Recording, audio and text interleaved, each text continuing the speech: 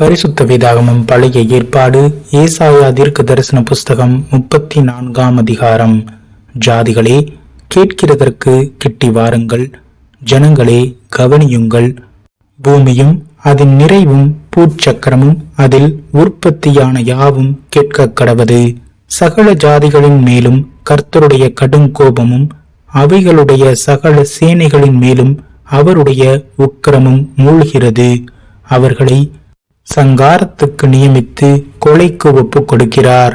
அவர்களிலே கொலை செய்யப்பட்டவர்கள் வெளியே எரியுண்டு கிடப்பார்கள்.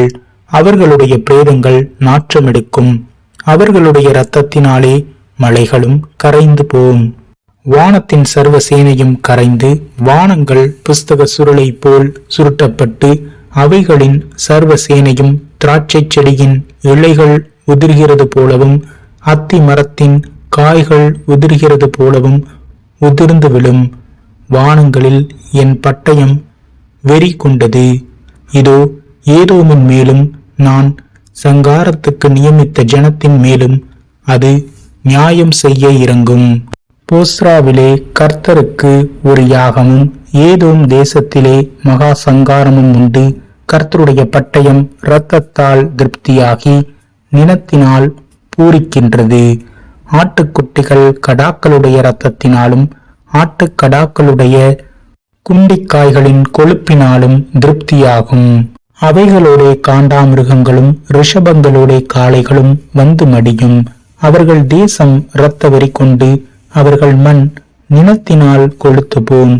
அது கர்த்தர் பழி வாங்கும் நாள், சீயோனுடைய வழக்கின் நிமித்தம் பதிலளிக்கும் வருஷம்.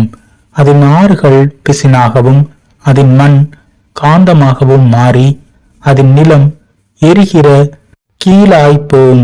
இரவும் பகலும் அது அவியாது, அதன் புகை என்றென்றைக்கும் எழும்பும். தலைமுறை தலைமுறையாக அது பாழாயிருக்கும். சதா காலமாக அதை ஒருவரும் கடந்து போவதில்லை. நாரையும் உள்ளம் பன்றியும் அதை சுதந்தரிக்கும். ஆந்தையும் காக்கையும் அதிலே குடியிருக்கும். அதன் மேல் வெட்ட வெளியின் நூலையும் வெறுமையின் தூக்கையும் பிடிப்பார். ராஜ்யபாரம் பண்ண அதன் மீன் மக்களை அழைத்தால் அங்கே அவர்களில் ஒருவரும் இரார்கள். அதன் பிரபுக்கள் அனைவரும் இல்லாமற் போவார்கள். அதன் அரண்மனைகளில் முட்செடிகளும் அதன் கோட்டைகளில் காஞ்சோரிகளும் முட்பூண்டுகளும் முளைக்கும். அது வலு சர்ப்பங்களின் தாபரமும் கோட்டான்களின் மாளிகையுமாயிருக்கும். அங்கே காட்டு மிருகங்களும் ஓரிகளும் ஒன்றையொன்று சந்தித்து காட்டாட்டை காட்டாடு கூப்பிடும். அங்கே சாக்குருவிகளும் தங்கி இளைப்பாரும் இடத்தை கண்டடையும். அங்கே வல்லூரும் கூடு கட்டி முட்டையிட்டு குஞ்சு பொரித்து அவைகளை தன் நிழலிலே குட்டிக்கொள்ளும். அங்கே கூலிகளும் ஜோடு ஜோடாக சேரும். கர்த்தருடைய புஸ்தகத்திலே தேடி வாசியுங்கள். இவைகளில் ஒன்றும் குறையாது, இவைகளில் ஒன்றும் ஜோடி இல்லாதிராது. அவருடைய வாய் இதை சொல்லிற்று, அவருடைய ஆவி அவைகளை சேர்க்கும். அவரே அவைகளுக்கு சீட்டு போட்டார், அவருடைய கையே அதை அவைகளுக்கு அளவு நூலால் பகிர்ந்து கொடுத்தது. அவைகள் என்றைக்கும் அதை சுதந்தரித்து தலைமுறை தலைமுறையாக அதிலே சஞ்சரிக்கும்.